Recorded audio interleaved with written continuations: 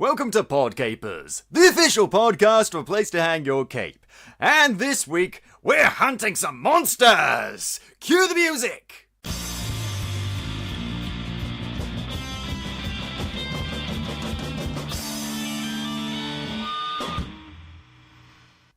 Hello there, capers, and as I said, welcome to Podcapers, the official podcast of a place to hang your cape. My name is Scott James Merridew, and this is the show where we talk about various geek and nerd-related topics, and are joined each week by a very special different guest. My guest today is one part of the Hellbound media team. Capers, give it up for Mark Adams!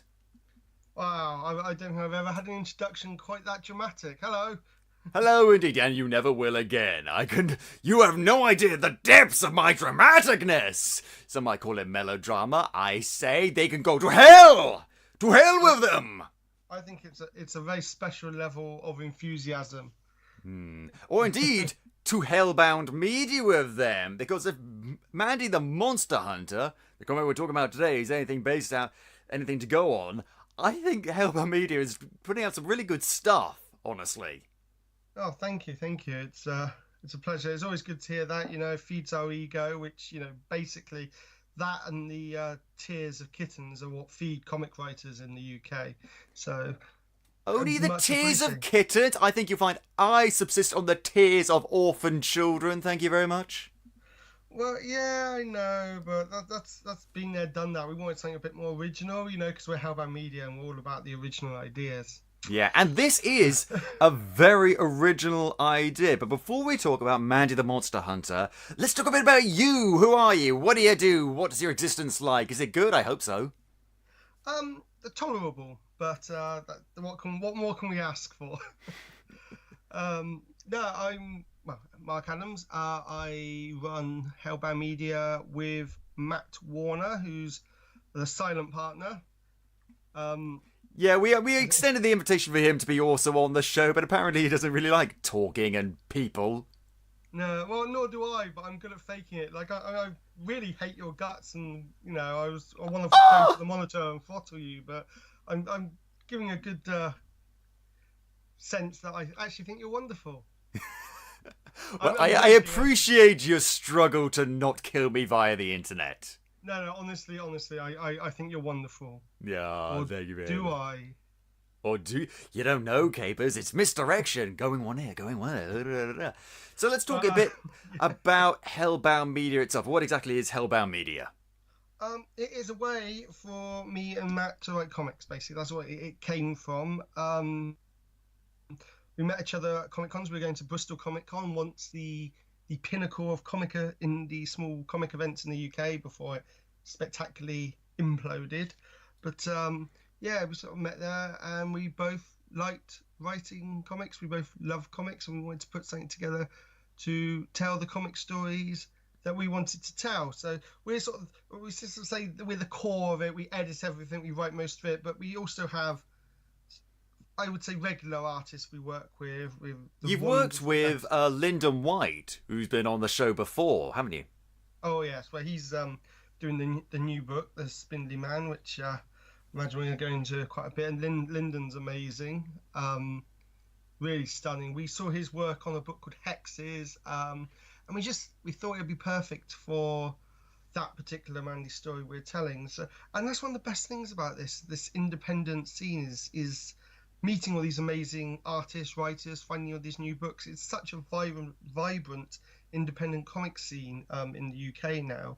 I think and though it's very difficult because it's often self-publishing, often very independent, hard to get out there, what's actually there is really strong. If you go back, when I was first getting into Comic Cons, we're talking, A4 printed paper, staples, sometimes hand-drawn, and a lot of passion, love in it, and you still see some great stuff sort of done that kind of way, but that was all there was. It was just that kind of photocopied, people trying to put it together as best they can, sort of quite small scale. Now there's a real vibrant scene, and that's amazing to see, actually, that sort of development over a decade, 2 decades.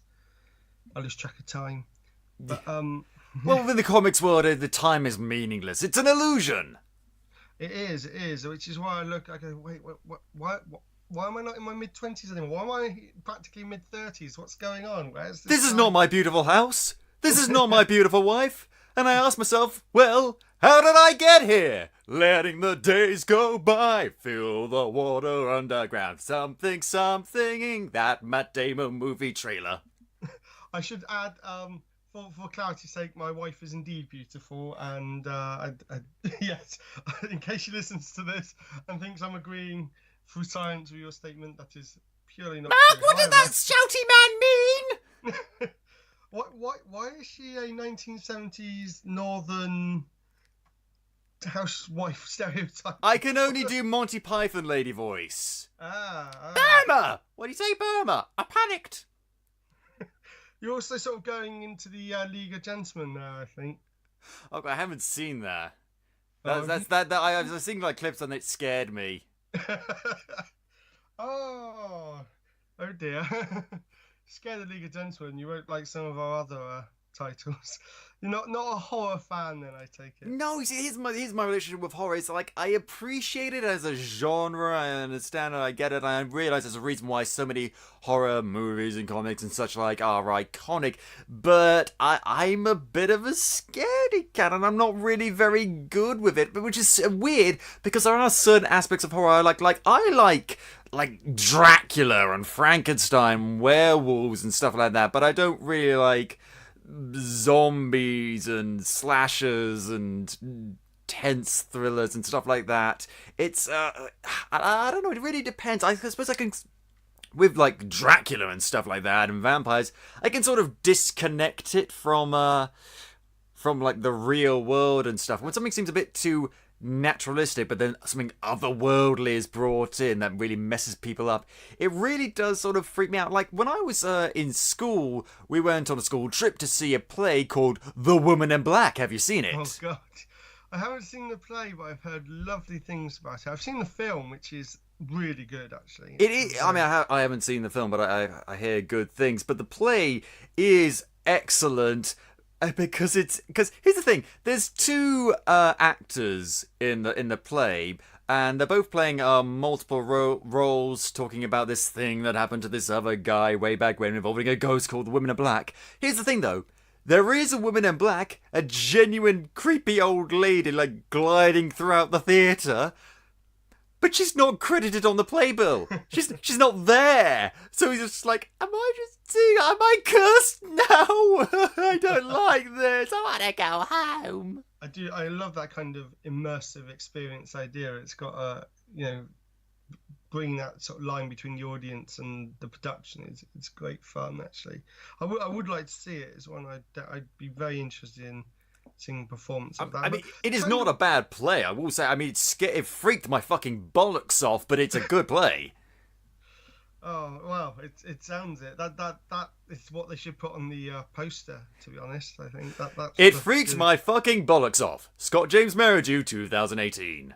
Exactly. That's it. That's all I need. But you still brought up a good point about the A, what I like about horror, and B, the variety of horror. That it is. I always argue in the sense that horror is not really a genre because it's impossible to pin it down. If anything, horror is something that you attach to another genre, or it's something that exists in certain subgenres. Because it's a purely emotional audience reaction. Yeah, I mean, it can be in different ways. I mean, if you look at something like Dracula, you say horror, but it's fantasy as well. You've got religious. I think something like Alien could be horror, but it's science fiction horror. Frankenstein is arguably the first science fiction novel ever made. Exactly, science fiction horror. Horror works and attached. There's certain subgenre, like the slasher subgenre, arose. I would say it arose perhaps from kind of thriller mystery directions and became its own thing. And that very much. No, I'm playing with power. But horror is so wide-ranging. It is The Others, a spooky ghost story, or The Woman in Black. It's also Saw or Hostel, really going serial killer. It's like the Italian giallo films. It's zombie films. It's The Walking Dead. It's Walking Dead, and then you got The Evil Dead. Exactly, and then you get into the real crazy, toxic Avenger Nukem High mutant gore, low budget madness, which isn't scary in the slightest. but it's gory and deliberately evoking that kind of, for that audience, fun side of. Yeah, and even like one of the big, you could argue that one of the archetypical blockbusters of all time, one of the biggest movies ever made, one of the best movies ever made, Jaws is a horror film. Oh, it totally is. It is a horror film. It's a monster movie horror film. It's essentially. I mean, he made it once already in a sense, Spielberg, in the TV movie Duel. Have you ever seen that? Which was basically Jaws from a massive truck. You know, this guy stalked by a huge truck, which then. Damn it, Christine! Well, yeah, killer vehicles is a big one, but damn it, Maximum Overdrive! Oh, cameo by the Green Goblin. Cameo by the Green Goblin and the voice actor for Lisa Simpson in the same movie at last. And it happens to be about killer trucks. We made you! We made you! Oh my God, Stephen King, what are you on? I think he's apologised for that film, to be honest. It's annoying. Stephen King is such a great and prolific writer, responsible for so many great horror stories, and yet it really does seem to be hit and miss a lot of A, his books, and B, the movies based on his books. Well, I have been to comment. I know loads love him. I know he's got that impact, but he's not really the horror writer for me. I'm much more for my Clive Barker, who's more dark fantasy, but still, or James Herbert, I would rate higher. I've heard of Clive Barker. James Herbert, is that the guy who did Dune? No, that's Frank Herbert. Oh, okay, sorry. James Herbert did The Rats, which is probably his most famous one. Okay. Book. And Clive Barker did things like Cabal and Hellraiser and stuff like that. Oh, yeah. Which I will not confuse with Hellblazer, which is another entirely different thing. Which is a comic that is only called Hellblazer because of Hellraiser. What? Because it came out in the late 80s, early 90s, around the same time that Epic were doing their Clive Barker's Hellraiser comic. So the original intent was to call Hellraiser, but there was already a Hellraiser comic in existence at the time, which is why it was named Hellblazer instead. And they couldn't just call it like Constantine or John Constantine based off the main character. No, call it Hellblazer. Well, who knows? They Hellblazer sounds like a Ghost Rider spin-off. Well, you know, or it sounds like. Well, actually, I was going to say it sounds like someone who's really into their smoking, which actually kind of fits. I was gonna go to hell, but then I got high. Oh, the possibilities are endless, much like with Mandy the Monster Hunter. So just explain for the capers what Mandy the Monster Hunter is all about. Give us your elevator pitch. Mandy the Monster Hunter is a monster hunter who works for children. If there's a monster under the bed, in the closet, wherever, you know, something's in the dark and it's real, child draws a picture of it. The picture will find its way to Mandy. She'll strap on her armour made of bits of monster and she'll come and help them. She's the Take that, Santa Claus. Oh yeah, she's the monster hunting Santa Claus. That's the one. Yeah, if you want to believe in one thing, believe in Mandy. She is like a playground urban legend. She's the thing the things in the dark are afraid of. So it's, as a series, it's written for adults for all ages, but unlike some of the more horrific stuff, we try to avoid excessive kind of, you know, bad language of sexuality and stuff. Keep it at a level that is suitable for younger readers, but still quite dark and scary. That's something that I really do like. It's not exploitative. This is something that really, turns me off for a lot of horror things. They throw in like the swear words and the gratuitous nudity and stuff because they think, well, we're going for the horror and the gore, we might as well go for the other stuff. And it makes me I mean, this is kind of not really fair maybe, but it doesn't really make me take it as seriously. It gives a sort of a campy cheapness, but you're taking this seriously. Oh, completely.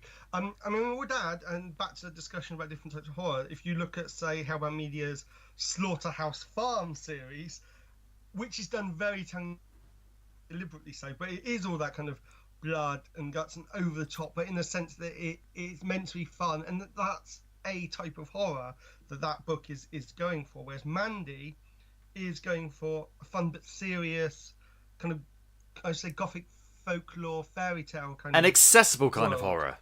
Yes. Because for me, I got into horror essentially growing up from Doctor Who, and that's why I watched Doctor Who from behind the cushion, clutched on on my sofa, clutching a cushion, hiding, and it terrified me. Doctor Who, it absolutely Sylvester McCoy, the best Doctor, and I was just traumatized by this actually. I was going to defeat on that, but Sylvester McCoy is a damn good Doctor. Damn straight. And his take that. What's the guy who came before? What's his face? Colin Baker. Who is a wonderful gent, I should say. He's one of the loveliest men you'll ever meet.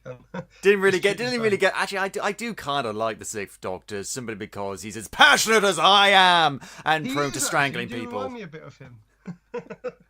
I've got the passion and the rage of the Sixth Doctor, but I've got the face of the Ninth Doctor. So balances out. But that's the thing. Doctor Who does terrify kids. Kids love monsters. That's always the thing. You go right back, folklore and fairy tales, and Jack and the Big Giants, trolls. That's the kind of thing kids have always been raised on. The things in the dark. So, I think with Mandy, we want to have those as themes that adults can appreciate the themes of imagination and childhood and the very real threat of the monsters.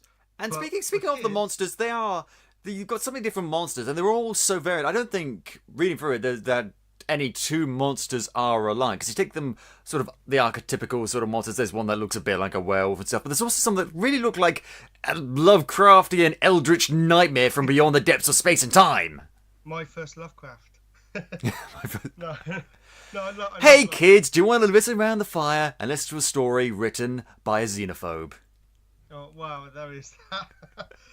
Lovecraft's an interesting one because even for the time, he was, people say, oh, it was the time. It was the time, but even for the time, he was pretty bad. But if you just kind of avoid some of the worst aspects and actually look about what's good in this work, he's very groundbreaking, he's very evocative, it's very good writing. It's almost... it's one of those terrible shames. You can like something and be critical of. I'm a big believer in separating an artist from the art. I can read Ender's Game or see the movie Ender's Game and not think about the horrible homophobe that wrote it. I can look at a page saying, "Oh, that's a really nice painting." Oh, who wrote that? Who drew that? Oh, it was Hitler. Oh, but it's still a nice painting. Well, exactly. And, the only exception is if the nasty thing about the artist is present within the art. So if Hitler drew a big, massive swastika, then I would say, well, that's not really for me, thank you. Well, exactly. If you look at Reanimator, one of his serialized stories, I think it's in 6 chapters. I think it's chapter 4. It's just one of the most horribly racist things you ever read. But you can pretty much take that out, and it doesn't affect it. And you've still got a solid, strong story, and there's not much. And even then, you can still, I think, the fiction at the time appreciate the good elements, and just be aware of the problematic aspects of other. Yeah, well, we're not saying don't be aware of the problems, don't ignore them or forgive them or anything. They're real and you should totally be aware of them, but that doesn't mean they have to spoil a really good work of art. Because there's a concept called death of the author. When you read something or when you consume any piece of media, you sort of put your own perspective and your own experiences on it, and it sort of becomes its own separate, intangible thing, separate and succinct from whoever made it. Because once you create any sort of piece of art, this especially, and you put it out in the world, it's out there, it's gone. It's out of your grasp in a way. Yeah, that was Bath's, I think, came up with the death of the film. I've actually got a book on it right next to me. On Death of the Author. That's one of the things I've lectured on in the past as a lecturer in film and media. Yes, because in addition to being a prolific person in the world of comics, you're also a doctor yourself. I am a doctor in Doctor Who. Wow. Doctor Who was the focus, the case study of my thesis. It was about looking at how the fans of Doctor Who in the 70s, as you grew up, have become the people making it now. So it's about the shift in... Moffat! Oh, yeah. But also Davies and everyone. My thesis general thing was about looking at the shifting change of relationships between production of media and consumption of media, which I think is relevant when you look at the fact that I'm now I consume comics and I make them, but in my own sort of way. The barriers between production and consumption, while still there to extent in terms of official culture, are a lot more blurry. There's a lot more change between people making comics and people publishing comics and people who are creators and producers and consumers. It's a lot more of a mix, and now people who were Doctor Who fans are now making Doctor Who, and they're bringing their fan knowledge into the show itself. So it does change things. And in the comic scene, people do go, I suppose, air quotes, go legit, and get picked up by big companies. Sometimes they don't, but have big audiences themselves. So what counts as official production is changing all the time because the technology changes, the costs change. So that's something. We're living in very ephemeral times right now.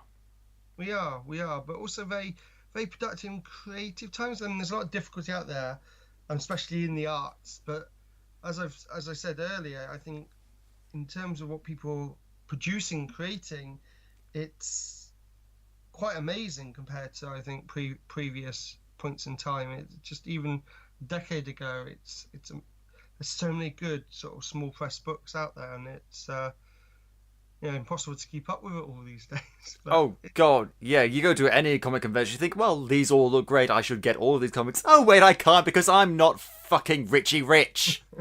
Yeah, that's the downside, and that is the difficult thing. So there's no money in comics, but there's a lot of passion. But, yeah. And there's up here. Well, speaking of passion, it really does seem like there's a lot of passion here, and it really is something that he's stuck with, because there have been there's been in issue 0 several issues of Legend of the Spindly Man and the Face in the Curtain and Mandy Book of Monsters, and this is all the stuff that I've read so far. So let's talk about issue 0, a fairly decent start. I don't honestly max up compared to the later issues, if I'm being honest. Oh, well, no, that's fair. It's one of our earliest books. I think it was like the 5th book we ever put out, and that's bearing in mind that when we launched with 4 titles, very poor quality print. Well, it was good. At well, I the mean, you time, look at any compared first to iteration of anything, and it's always going to be the worst one. I haven't even listened to our first episode in ages. Oh no! Well, there you go. Exactly.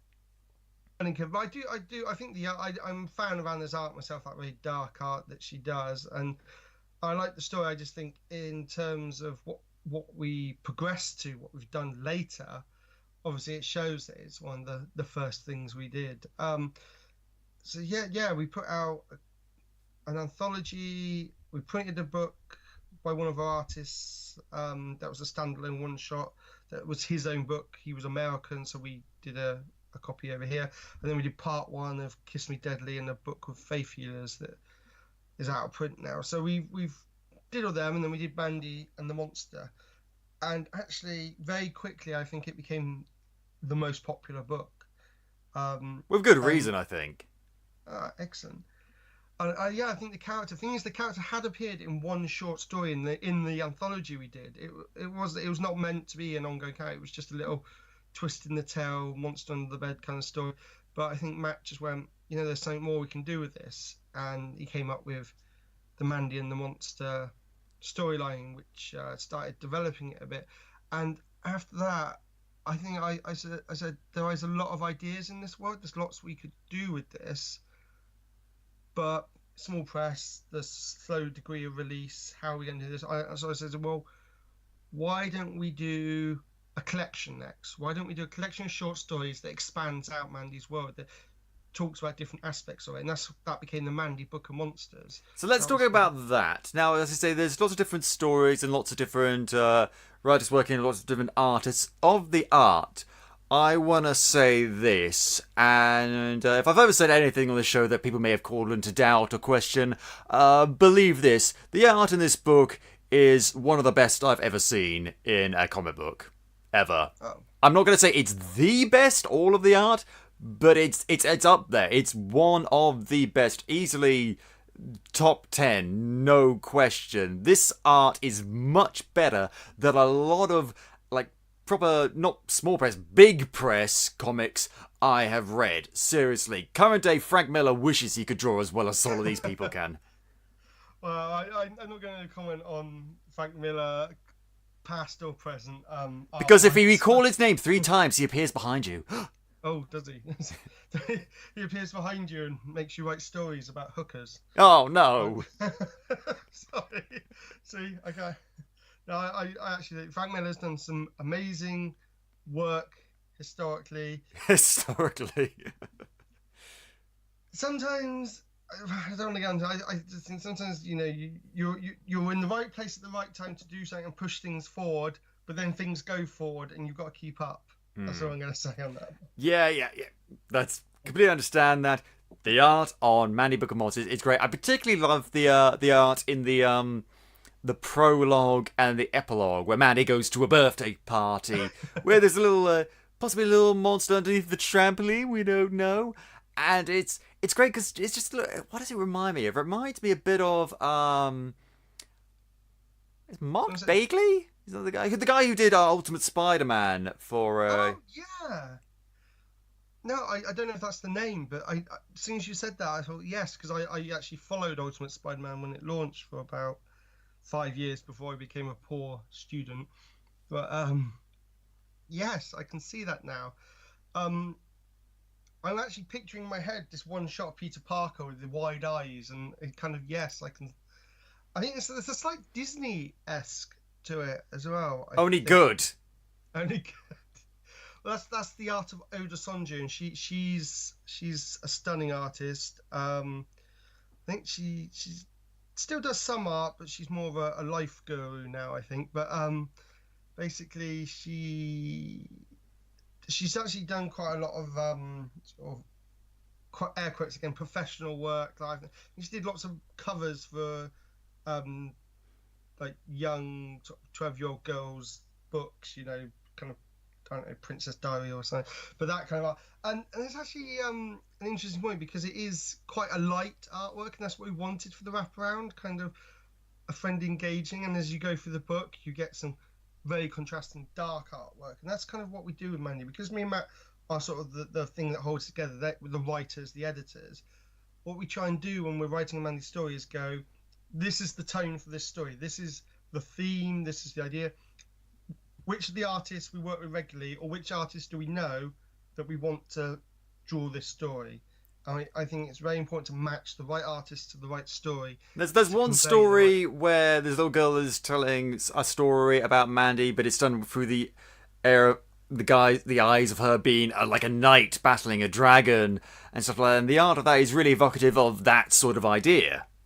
Yes, exactly. And the chap who did that has done a lot of kind of Crusades art. He did some the official Game of Thrones Facebook. I was about to say it seemed very Game of Thronesy. Yes, he did. He's done art like that. He's been paid for these. Again, that was the kind of stuff he was good at drawing, and it worked for the idea of that story. We did a sort of dark haunted house one, so we wanted Anna, who did the original Mandy and the Monster, to come in and do that one. You wrote that one, didn't you? I did. Now, I really like, because this is a brilliant idea, Gapers. I'm going to spoil it, unfortunately, Mark, but you can't stop me, because I've seen the idea of a house being alive and being a monster before it's been done. I think they made a really crappy CGI movie based around that. But you do it in a very clever way, because it turns out like the bedroom is the mind, like the brain. The dining room is like the stomach, and the living room is the heart, and that's where she kills it. And that's just so clever. Oh, thank you. It was, it's a weird thing where it just sort of came about. I wish I could say where. It's one of those things where I read it and I can't believe that someone hasn't done it before. They probably have. I just didn't know about it. I'm sure you'll get loads of messages after this and goes, well, actually, this was done in 1952 by James Earl Jones or something. I'm not sure. James Earl Jones, that prolific 1950s horror pulp writer, James Earl Jones. Yes.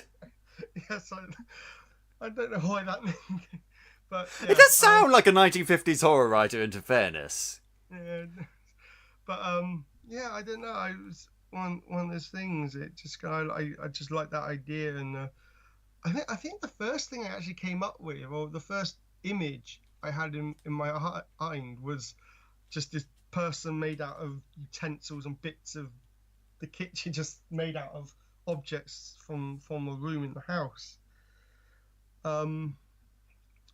Which actually I think I found an origin for why that was lodged in my head subconsciously, because I've been rewatching via the wonder of Netflix with my kids the original 80s one. The other thing alongside Doctor Who that got me into horror was the real Ghostbusters cartoon.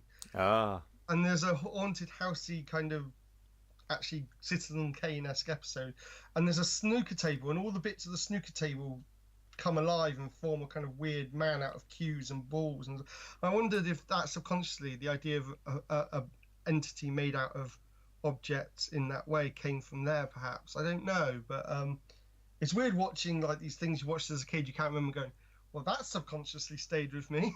Yeah, you did. That's the other thing. Is this, as we talked about the different varieties of monsters, and there's monsters that are definitely out to get people and out to get children. They're very, very dark and sinister. There's also like possibly little mischievous ones, and ones that are very actually sweet. Like we're talking about the one under the trampoline. That tends to be like a fucking Pokemon. Yeah, I mean the idea is well, we sort of have two types of monster in the Mandy world to start with in terms of where they come from. We have this world that we call the Edge, which is literally the edge between fiction, unreality, and reality, or imagination. Out on the edge of Mandy.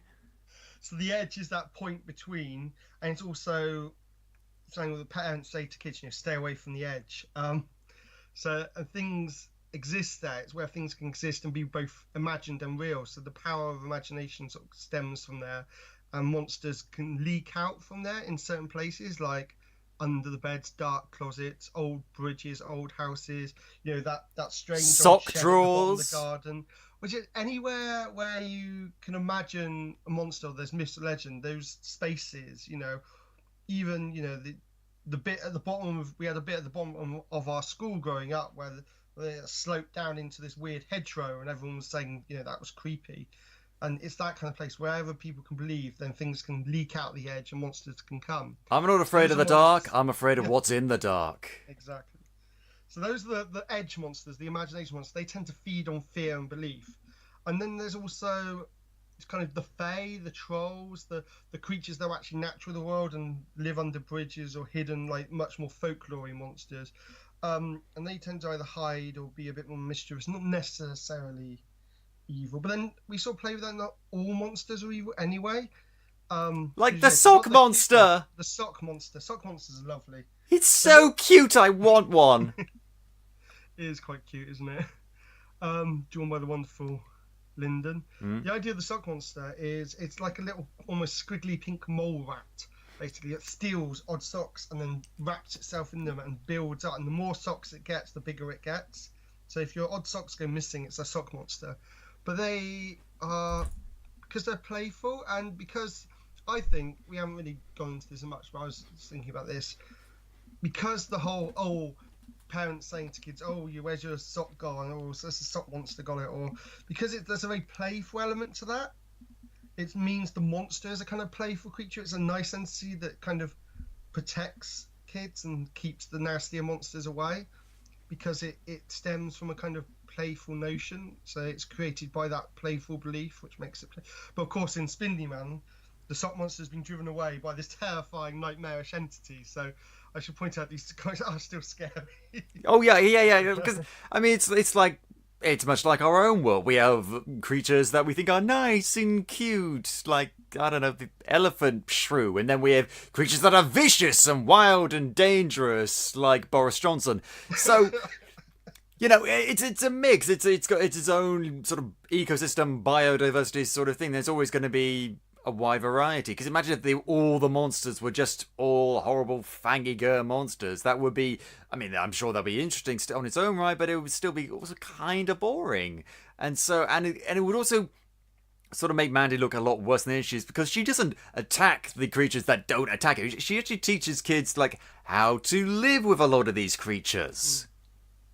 Well, yeah, exactly. He's not to be scared of the monster if it is like a sock monster or something, or just to accept that some things are just interested in them because, again, a lot of the monsters are drawn to kids, and the reason kids are so a focus is because they have that imagination and that belief, and that's a big part of the mythology of Mandy. Because Mandy herself is this legend. So she doesn't know quite where her origin is, why it comes to her that she gets these pictures from kids. They just arrive, they find their way to her. Was she chosen, or did the kids imagine her up?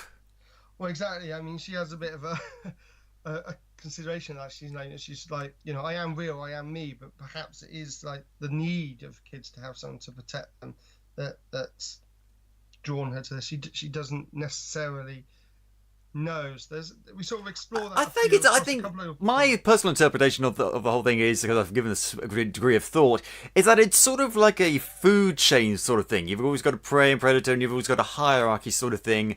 And sometimes you get apex predators, but even then, there are things that can take them down as well. I think she's just part of a natural, the natural design, if you will, of this fantasy idea of monsters. There's always got to be something that can take down the monsters, because there's always got to be something that takes down animals in real life.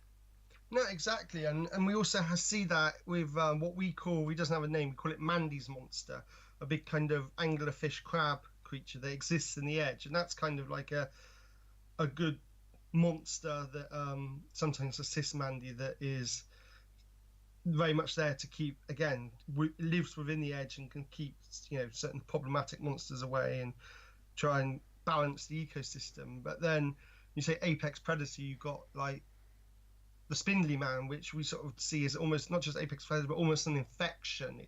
It's dominating other things, it's overwhelming everything, which is why Mandy has such trouble with it, because the idea of the spindly man is it plays on that idea of imagination. What if there was a story that gone viral, and obviously Slender Man was the inspiration for it, because of creepy. Glad you said it before I got a chance to. Wow. Well, that's the thing, Slender Man was the inspiration, in the fact that this is something that existed and spread virally and created a lot of fear. And well, what if the fiction, the story being told, became real because of the fear and belief in it? That is the Slender Man, Spindly Man, even not Slender. And he's got that element, and his look and name obviously evokes that, but also his aesthetic in terms of clothes are inspired more by the Babadook, and there's elements to the Babadook in him, there's elements to the Candyman in him, because he is basically who can rip your face off, eat it whole and consume your soul. The Candyman can. Oh, you need to sing that entire song now. It's got to be a downloadable record or something, I don't know. Rip your genitals off and stuff it down your throat. The Candyman. No. So Spindly Man is like this almost, it's infecting imagination in a sense and belief, and it's overwhelming with Mandy. It's about whether the kids' belief in Mandy is something who can protect them is stronger or not than their fear and belief in the story of the Spindly Man, which is nothing can stop him. But that's the most powerful thing in the world, belief. It's why people still believe that Edinburgh is the most haunted city in the world when ghosts don't exist. Edinburgh's pretty cool. Edinburgh is great. There's lots of other things here other than fucking ghosts. You know, you know what we have? We've got a Ferris wheel on Princess Street. Haunted? That's what we've got. Is it a haunted Ferris wheel? No, it isn't. Are you sure? Okay, I know I'm not sure because I haven't been on it, but actually I am sure because ghosts don't exist! I know that. Oh god, it's like I used to work as a tour guide. And I'm not going to mention the place where I work, but people who have been there may recognise the story. The story of this little girl who died there, and it said a ghost still goes there. And then this psychic medium person from Japan came and tried to find the little girl, and supposedly heard a voice saying that she'd lost her doll. So she went up to the gift shop and bought her like a little tatty Barbie thing and left it there. And since then, the voice disappeared. And so every time someone comes there, they sometimes leave little dolls and toys and gifts for the little girl, including like stuffed animals, and I'm not even kidding, One Direction CDs. So, which I think would just piss the ghost off even more. But Yeah. it's this thing of belief. People believe this ghost was really there and left these things for us. So there's now a pile, like a fairly large pile, of stuff underground just sitting there for this non-existent apparition.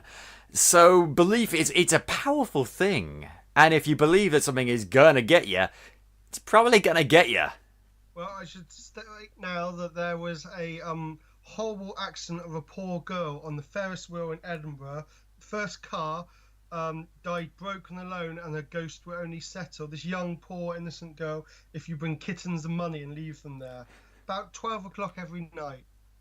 Around that time. And around 12:05 every night, you'll be there waiting to grab the money and the kittens. Well, it's got. I think this is a plan, right? We should set this up. You see. I see what your game is. Okay. And the spinning mountain is a very serious thing. But Mandy has got a few tools at her disposal. She's got this sort of armour that she's sort of scavenged from the carcasses and the tools of other monsters. Oh yes. She's not above a bit of body work. Well, let me put it this way: if I had to fight a lion and the lion was dead, and I think you know what, I killed you, so you know what, I'm gonna use you. So now I've got a nice lion mane hoodie and I've got a nice lion teeth necklace to go with it. Like, I mean, I didn't want to kill you, but I had to, I think she probably used the claws for like some sort of weapon, though. Man, that's saying she uses bits of monsters to say, integrating it into armor, which is sort of a mix of monster and technology, basically, to make the most use of it. And we explore that in a few stories actually. That she has different armor for different circumstances with different inbuilt features based on different monsters. It's actually how she funds a lot of it as well, because there's like a sort of a dark. We haven't really gone into it much, but there's a sort of dark web black market for eye of this, toe of that, monster bits that you can sell on. If the thing exists, someone will find some way to make money off it. Well, exactly. Manny doesn't worry about that too much herself. That's handled by Humphrey.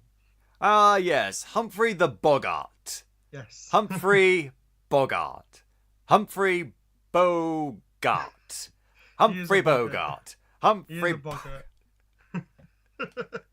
I mean, if you're going to include a Bogart, what are you going to call? What else are you going to call it? You're going to call it Humphrey. Let's be honest. There were a lot of puns at various points in Mandy, and Matt's always trying to slip in obscure adult jokes as well and stuff. So this is Matt Warner. So let's talk about you and him for a bit. So it's a writing partnership, it's an editing partnership. So let's talk about the division of labour. What's that like?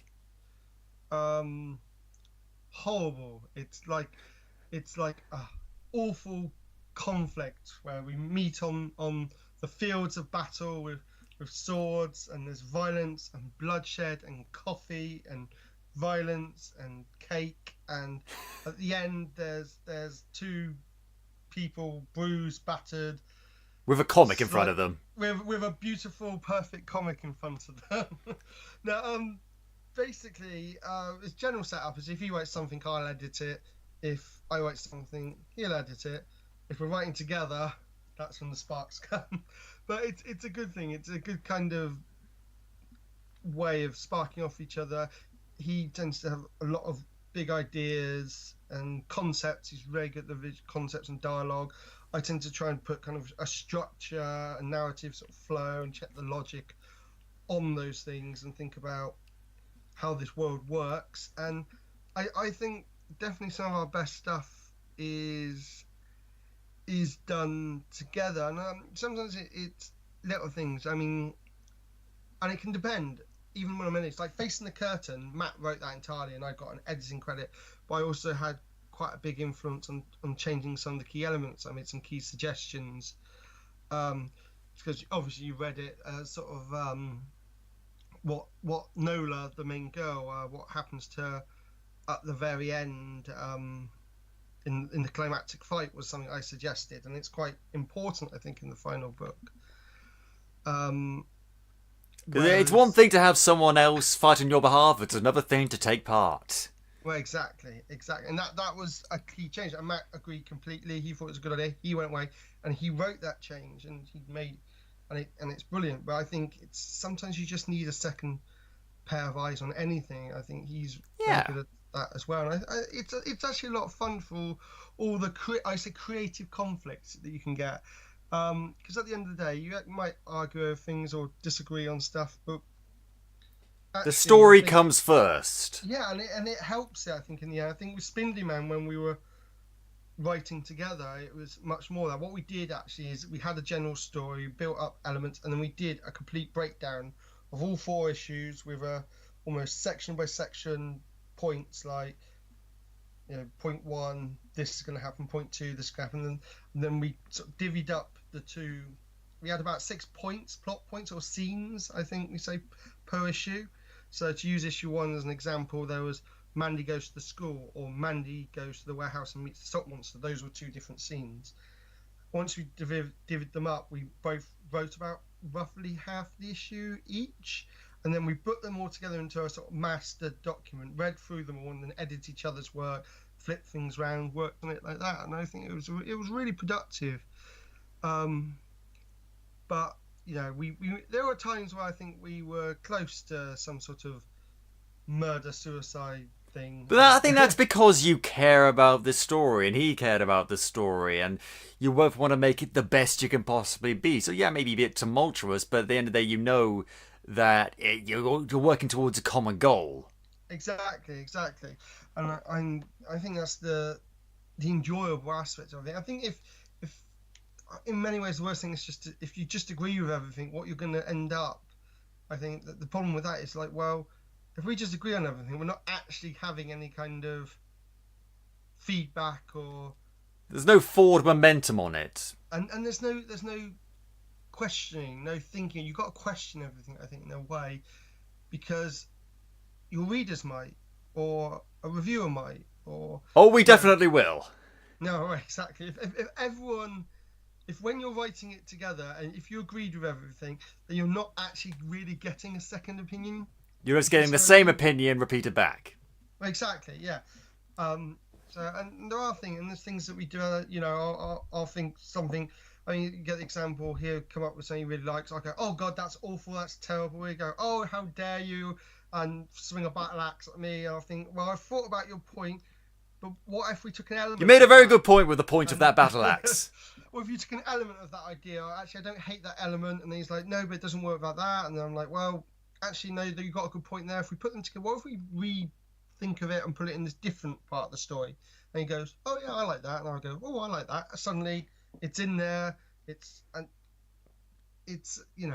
that example got so confusing in a way for me. Then I'm not sure anyone could follow what I was saying. But the point is, it's productive and fun at the end of the day. It sounds like a lot of fun, to be honest. And coffee fueled. And coffee fueled, yeah, and it's really good. So, So you've done Spindly Man. You're still working on Spindly Man. You've done Facing the Curtain and Book of Monsters. So what's next? What are you going to keep doing with Mandy? Well, I say what's next. Spindly Man issue 3 is currently on Kickstarter as we speak to pre-order, and you can pick up the previous 2 if you want there as well. Link in the show notes, Capers, if you want to get a look at that. But we've actually been experimenting with Spindly Man, trying to get it all done within roughly a year time frame, which I think is quite extreme for a small indie press, but we're giving it a go, and we're 2/3 of the way there with Spindly Man 3, so hopefully that'll go well, and we'll try and get the last one out right at the end of the year. And then for Hellbound Media in general, what's coming after that is we're looking at another horror anthology. We've got a horror tie-in to a horror film we put together, which is a bit of a difference. We're doing some horror films now as well. Ooh. Called Clown Face. And we're going to do a sequel to Slaughterhouse Farm called Slaughterhouse Hospital. So that's sort of where the company in general is starting to develop and move forward. But Mandy has more. Mandy has more to come. There's actually already another Mandy story we haven't talked about, Battle of Monster Rock, which was serialized in a anthology book called Comic House. Oh yeah, we've had Comic House on this show. We talked about that before. Yeah, well, Mandy appeared in there in 6 parts, issues 5 to 10. And that's going to get a collected book at some point. So that'll be nice. That'll be out there. The Battle of Monster Rock, drawn by the wonderful Vince Hunt of the Awesome Comics podcast. I've just talked about another podcast. I'm so sorry. No, we're all for talking about another good podcast on this show, including the Awesome Comics podcast. They're great. So yeah, absolutely. But I mean, this is the great thing. I like hearing about this other stuff because honestly, this comic, I think that's what any good comic should, which is made me want to read more. I'm interested to see where this story goes and where this character goes, finding more about her and see how she grows and develops. And I think if it wasn't as good, like maybe I read it, think no, that was fun, and then I put it away and forget about it. I'm not gonna forget about it. Oh, that's really nice. You're doing that ego feeding again. It's really energizing me. I feel like I'm slowly regaining my will to live. Just you keep the praise coming. Really, it's wonderful. No, but no, Battle of Monster Rock then is going to get a trade. We're putting together another collection because I'm not sure we're going to do many collections, but we've had this one sort of on our mind for a while, and we kind of want to put together. So for next year, our intent is to get the Mandy Book of Sea Monsters out. Well, yeah, because that's a whole other subset of monsters. Oh yes. Giant turtles and giant water lizards and giant fish and giant whirlpools and Charybdis and Scylla and yes. What's it? It's a whole range of stuff. I mean, we've got some brilliant artists doing some stuff for that already, so that's definitely coming. That's going to be in the book format, like the Book of Monsters was as well. And we are provisionally, I should say, looking at another mini-series, a kind of, I want to say, Monster Rock obviously was its own serialized story, so that's going to be collected and that'll be done. Book of Sea Monsters is going to be an anthology, but it's going to have, with the wraparound, it's going to have a little bit of a through thread as well, so there's going to be little connections. A bit more. But it's still kind of another kind of just exploring different monsters, different short stories, a bit different art, a bit of fun. We'll have drop some more little hints and stuff. In terms of Mandy's going forward, we almost think of Spindly Man as the season finale, as you imagine, and Book of Sea Monsters is perhaps like a collection of shorts is the special or something. But we're thinking now about what we almost think of as Mandy season 2, the next arc of developing her world and story, and that's something we're discussing at the moment. But I can't really give too much away. No, of course I wouldn't expect you to give too much away. We do await with bated breath. It all sounds pretty interesting, even though I'll be honest, I'm not a big fan of sea monsters because honestly, even like slightly large fish freak me out. It's one of those things, oh, giant fish, oh. Unless I'm eating it, like it's battered and with chips, I don't really want it. There's penguins. I'm pretty sure penguins appear. Penguins aren't fish, though. Yeah, that's true. Actually, and that's another one I should mention, is that Lyndon White also drew a 6-page short Mandy comic for a charity anthology called Little Heroes, Volume 2. Don't know if you know it. It's sort of a charity that is dedicated to putting together comic making kits for children in hospitals. So it's like loads of stickers of Bam Pow and colours and papering and all this stuff, so the kids, like sick kids in hospital, get these kits and they can make their own comics in hospital. And they also put together their own anthology book, which is kind of a sort of fundraising thing for that. So Lyndon did a short Mandy story with us, which is printed in that's just come out, which is The Crocodile in the Carpet. Ooh. So that's a fun one. It's about a crocodile on a carpet. Yeah, I could put that together myself, thanks. It's like a crocodile that exists in the weird patterns of the carpet, and it's about how it kind of is drawn to the child for some reason. But there is a point where the carpet is indeed made of lava, and you must stay on on the cushions on the sofa to avoid it. So again, it's playing with Oh God. some classic tropes like that. I'd say it's playing with fire, but it's clearly playing with lava or crocodile. I don't know. I'm not good with jokes anymore. I'm sorry. That sounds really cool. If you provide a link, we'll provide a link in the show notes so people can check that out as well. Check out that charity. That sounds like a really good idea. Something we can really get behind on Podcapers. And so one thing I wanted to talk about is we talked about Mandy and all that sort of stuff, and it's sort of great. But what other things are you reading right now? What am I reading right now? Whatever comics are you getting into? Ooh, comics I'm into. Well, my wife is a huge Deadpool fan, and I have been reading. Always enjoy reading Deadpool, but we're poor, and so we sort of stick to less costly trades at some point. I'm afraid. Confession. No, I completely get it. What's the point? Like, you know what I'm going to do? I'm just going to buy comics on the regular. Oh wait, that's the price. No. If I ever wanted comics, I just go to this secondhand bookshop and look at all the Alpha Flights that are just 10p. Oh yes. But my personal, in terms of the big companies, the books I'm reading at the moment is The Wonderful Ms. Marvel, which is one of my favourite comics at the moment. It's just... Please be a good movie. Please get a movie. Please get her a good movie. I would love a movie. But you know what? With the tone and the way Ms. Marvel works, I do kind of feel like it would make an amazing sort of TV series, like a slightly more classic TV series, not one of the... I should say I love on Netflix stuff, but not dark and not kind of endlessly serialized. A bit more kind of, still a bit serialized, but I can imagine a kind of, I suppose, Buffy-esque vibe for Miss Marvel. Ooh, I like that idea. It would certainly be a lot better than the plan for the upcoming Buffy reboot that we don't need! No, we don't need a Buffy reboot, but... Why? What is so wrong with Buffy that we need to do a reboot? I'm sorry, was it not 7 great seasons? Did it not continue on in a comic? Did it not start an international fan base that's lasted up until this point? No! That's a rant for another day. Something good that I've been reading recently, I've recently picked up, is this thing called Rat Queens by Curtis J. Wybe and Rock Upchurch. I'm pretty sure I am not pronouncing either of those names correctly, but still. And it's really cool. It's about, have you heard of it? Nope. Tell me all about it.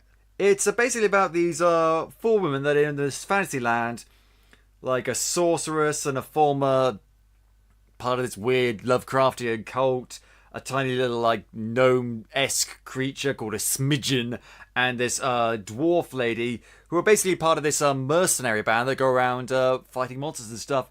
And it just is really, really cool. Oh yeah, it's Hannah the elven mage, Violet the dwarf fighter, Dee the human cleric, and Betty the smidgen thief. That sounds quite mad. Is this a what's the word? Small press indie, or is it Image? It's Image. Image Shadow Line, I believe, is the thing that I got. It's pretty do good. It's according to IGN, it's the best new series 2013. So take that with a pinch of salt, fucking IGN. But Well, in terms of small press, though, I just say 2 of my favourite small press titles at the moment would probably be Time Bomb Comics' Flintlock series, which is Adventures in the 18th Century, which is they've just done the 3rd one. It's an anthology of about 3 stories in each issue, but they're about 12 pages long, and they're all set in the sort of 18th century with a slight steampunk vibe. So there's one about a pirate,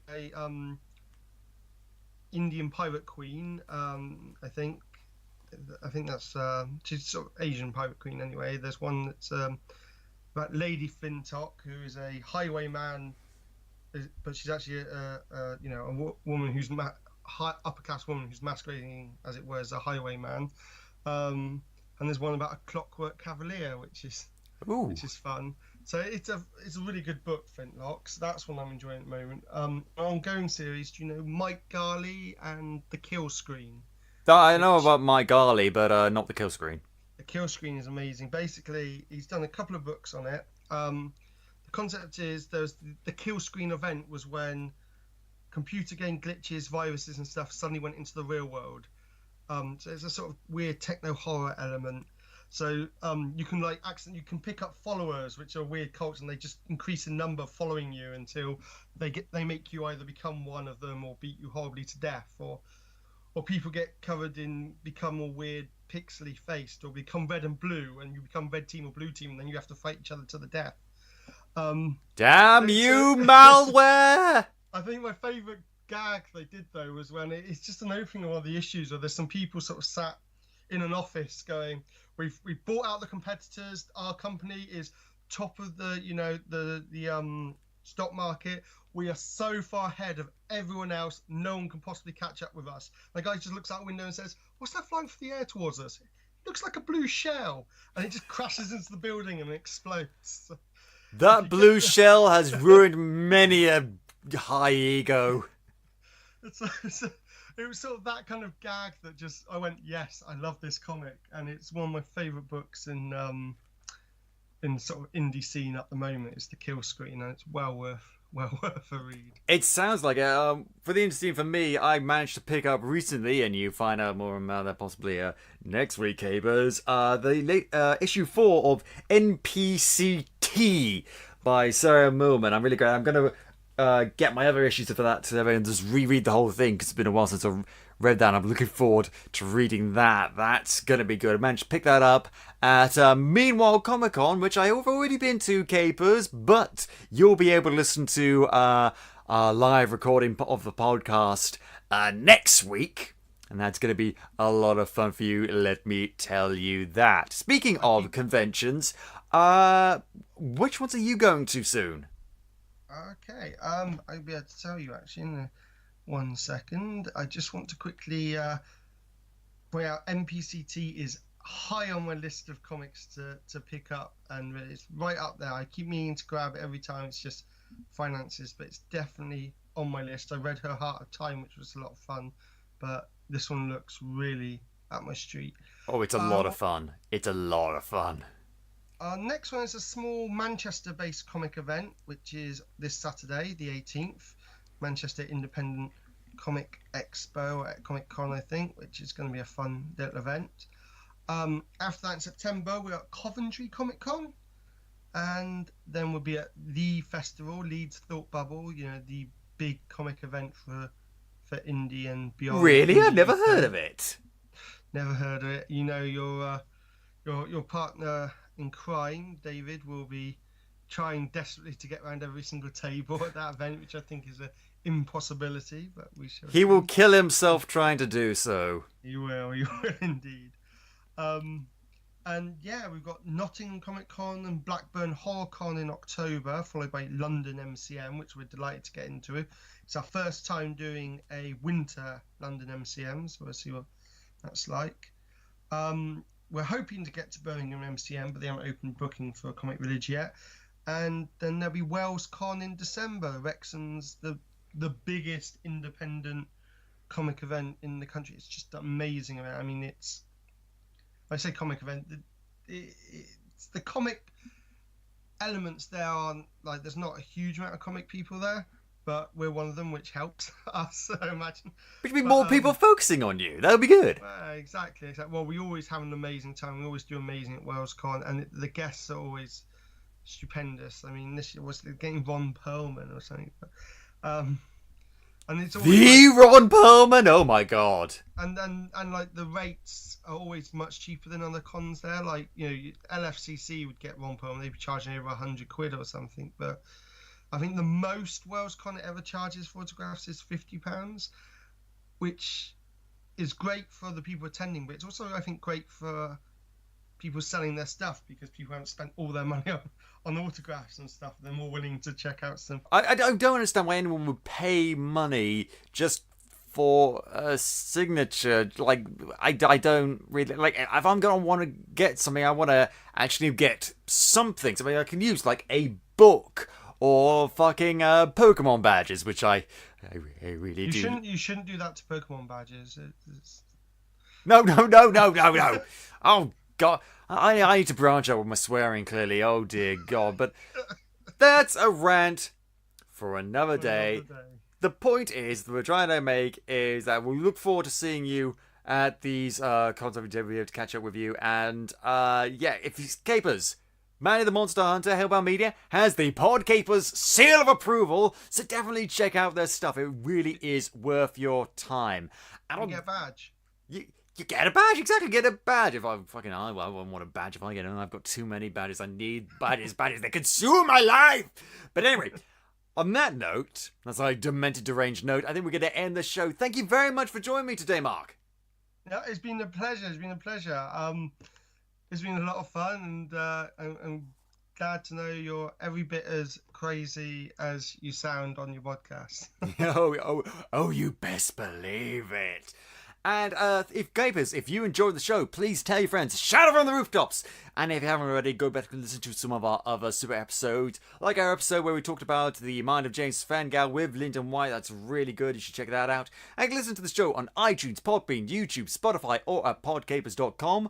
We have a Patreon. Check out the rewards. Patreon.com/AP2HYC. If you want to get in touch with us, suggest show topics, or maybe you want to come on the show yourself, you can find us on Facebook, Twitter, and Instagram at AP2HYC, or email us at podcapers@AP2HYC.com. Thank you very much to Dan Harris for our logo, the lovely microphone, the red and blue 3D glasses, those are mine. And thank you for listening. This has been Podcapers, the official podcast of a place to hang your cape. Cue the music!